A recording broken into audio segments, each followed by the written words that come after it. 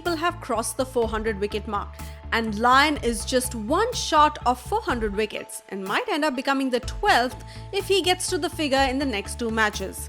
Welcome to Simli Chama. Let's get on with a list of the top 16 fastest to 400 wickets in Test cricket history. Number 16, Kapil Dev, 115 matches. India's Kapil Dev reached 400 wickets in his 115th match in 1992. When he retired, he was the highest wicket taker with 434 wickets. Number 15, Stuart Broad, 115 matches. Stuart Broad of England reached the milestone in 115 as well in 2018. He is still going strong with 517 wickets. Number 14, Courtney Walsh, 107 matches. West Indian legendary bowler took a total of 519 wickets before he retired. He reached 400 wickets in 107 matches.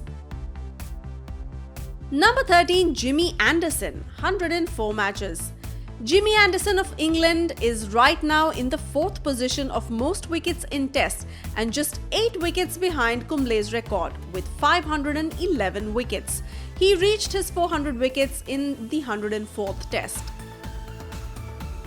Number 12, Shaun Pollock, 103 matches. Shaun Pollock of South Africa needed 103 matches to reach the 400 wicket mark. When he retired, he had a total wicket tally of 421 wickets. Number 11, Curtly Ambrose, 97 matches. Ambrose of West Indies in 2000 reached 400 wickets in his 97th Test match. He played one more Test match and retired with his tally of 405 wickets. Number 10, Harbhajan Singh, 96 matches. In the year 2011, Harbhajan Singh reached 400 wickets. He finished with 417 wickets in 103 matches. He has retired from all forms of the game. Number 9, Wasim Akram, 96 matches. Pakistan's Wasim Akram is one of the best left-arm fast bowlers of all time, and he finished with 414 wickets in 104 matches and crossed the 400 wicket threshold in the 96th match. Number 8, Shane Warne, 92 matches. We were quite surprised to see Shane Warne, the spin wizard from Australia, at the 8th position. He is the 2nd highest wicket taker in Tests and he needed 92 matches to reach the 400 wicket landmark. He has taken 308 more wickets in Tests and he needed 53 matches to do the same. Number 7, Glenn McGrath, 87 matches. Glenn McGrath, the swing king, needed 87 matches to reach the 400 wicket milestone. He reached this in 2002 and he finished his career with 563 wickets. Number 6, Anil Kumble, 85 matches. Indian workhorse Anil Kumble is at 6th position as he reached his 400 in his 85th match, and he went on to finish with 619 wickets in 132 matches, the 3rd in the list of all-time wicket takers as of February 2021. Number 5, Rangana Herath, 84 matches. The Sri Lankan mystery spinner Rangana Herath is at the 5th position as he took 84 matches and he retired after playing in his 93rd game. His final tally was 433 wickets.